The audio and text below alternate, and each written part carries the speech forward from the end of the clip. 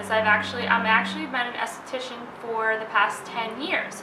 And the reason why I did this video is to let people know and to educate them on chemical peels, do's and don'ts. I think it's very important for everyone to know who to see, who not to see, because I get the most commonly asked questions is, am I going to look like Samantha from Sex and the City? That's definitely, it doesn't have to be that way. Now, there's different levels of chemical peels, and I'm going to go over the do's and don'ts on chemical peels, so let's get started.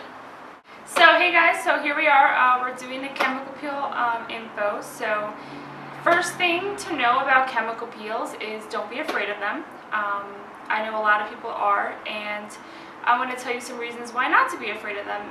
So if you're going to a dermatologist, you want to tell your dermatologist that you want to look refreshed, you want to look glowing when you leave, and you don't want to peel too much. You just want to flake.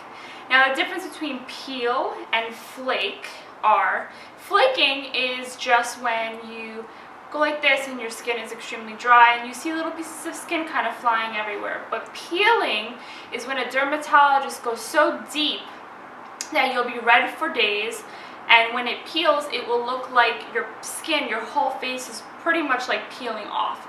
So, most people don't want that unless they have like severe scarring or severe acne and they need to really have a deep peel. Now with that peel, the deep peel, you want to know that you cannot go out in public. But the peel that you say you just want to flake, you can go out in public. You just have to use a little bit extra sun protection and a little bit more moisturizer. Oils work great, but heavy moisturizers may work the best. Now the best aftercare for a peel is hydrocortisone, and the reason why I'm saying that is because it heals the skin. It's also an anti-inflammatory.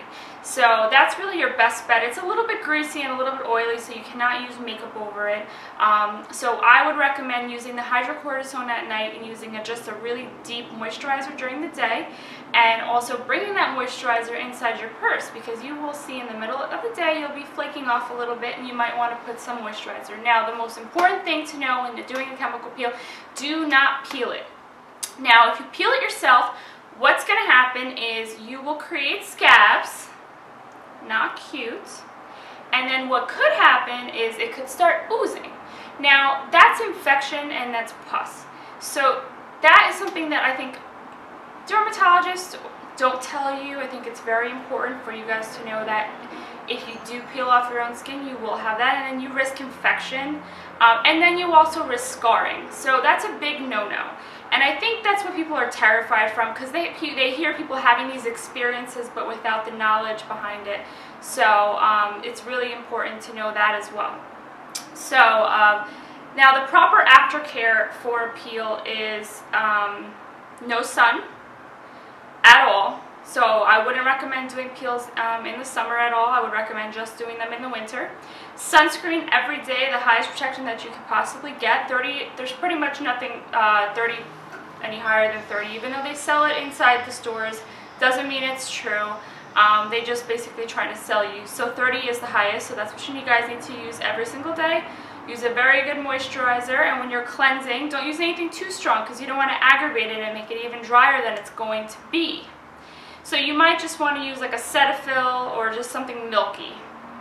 Now if your skin is on fire and you get home, the one good at-home remedy is to put milk on it. So you might want to just put milk on a cotton pad and just go over your face like this and that. Now if you have a good peel and it's not too strong, your skin will be fine and you'll be able to go out that night looking fabulous. So what I recommend is also you could see an esthetician. Now if you're going to an esthetician, I recommend that you see their license, you know that they've been doing this a long time and that this isn't their first or second time. They've been doing it at least 5 years. Now the problem with that is people lie.